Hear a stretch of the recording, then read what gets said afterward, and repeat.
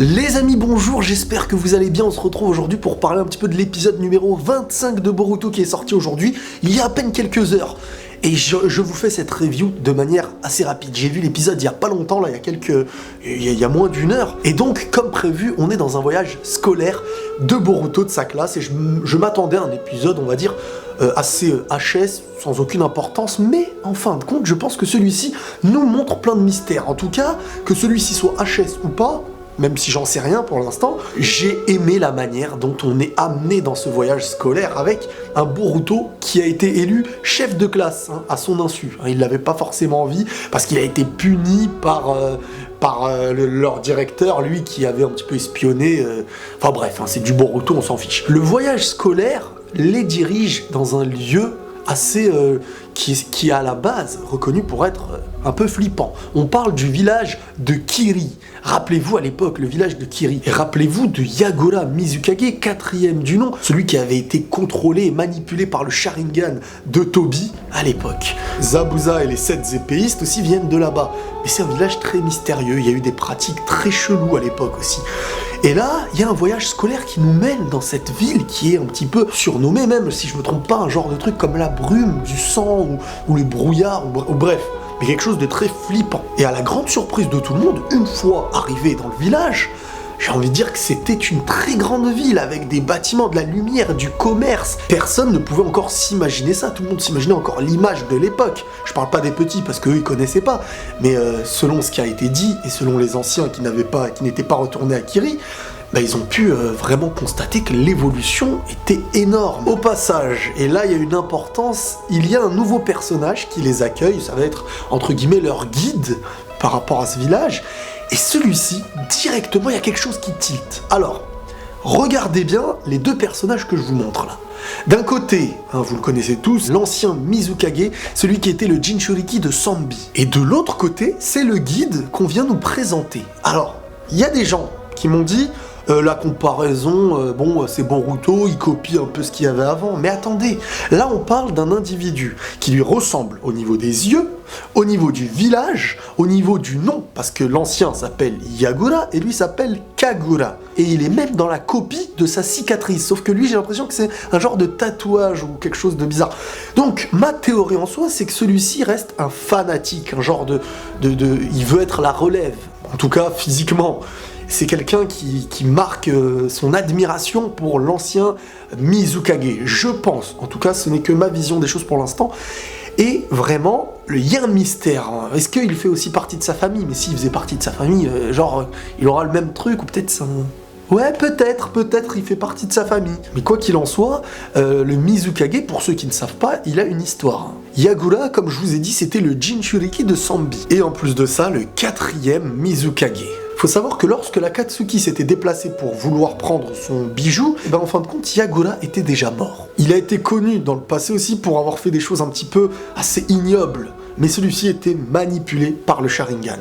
Et on se rappelle aussi un petit peu de Kisame, de l'importance qu'il y avait aussi dans cette histoire, de Zabuza et des 7 épéistes. On est vraiment dans un milieu qui tourne autour de ces épéistes, etc. Aujourd'hui, dans Boruto, on revient dans ce village pour faire ce petit voyage scolaire et on y voit, comme je vous ai dit, ce guide qui est une copie conforme, volontaire ou involontaire, mais je pense vraiment que c'est volontaire parce que sinon, à mes yeux, ce serait chelou. Et de ce côté, il y a le délire Boruto et tout ça qui, ils sont un petit peu en train de visiter ceci, cela, mais ce village cache un côté sombre. C'est un petit peu comme dans certains pays, par exemple, qui sont très touristiques, mais qui est comme on dirait l'arbre qui cache la forêt et une forêt qui n'est pas toujours très belle. Et là, je pense vraiment que ce village en soi est un village qui veut montrer par l'apparence quelque chose de beau, mais qui en profondeur garde certaines mauvaises racines. Et là c'est très intéressant parce qu'en plus de ça, à un moment donné, Iwabe, qui décide de son côté de se balader, est accompagné par Boruto. Et c'est là qu'un nouvel individu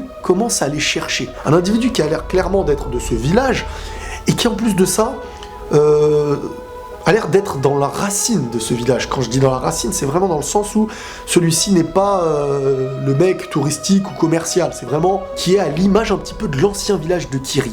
Et là, il y a eu un début d'attaque entre Boruto, celui-ci, Et lorsque Iwabe est intervenu, un autre personnage aussi très mystérieux a fait son apparition, avec un petit discours un peu refroidissant, du style « Oh, des vrais ninjas, vous avez du culot de vouloir nous attaquer, ceci, cela, bon allez, bonne visite », et après ils sont partis, comme si réellement ils avaient un plan contre les gens de Konoha, parce que le premier qui a attaqué Boruto avait l'air d'avoir un froid avec les gens de Konoha. Il y a de l'histoire, derrière tout ça il y aura de l'histoire, parce qu'à la fin de cet épisode-là, en soi, il y a eu la brume et du brouillard qui est intervenu, comme si vraiment quelque chose allait arriver. On passe du grand village à la belle ville commerciale, d'un coup, à quelque chose d'ancestral qui revient, qui ressurgit de ses cendres. Donc voilà, l'épisode en soi, il s'est résumé un petit peu à ça.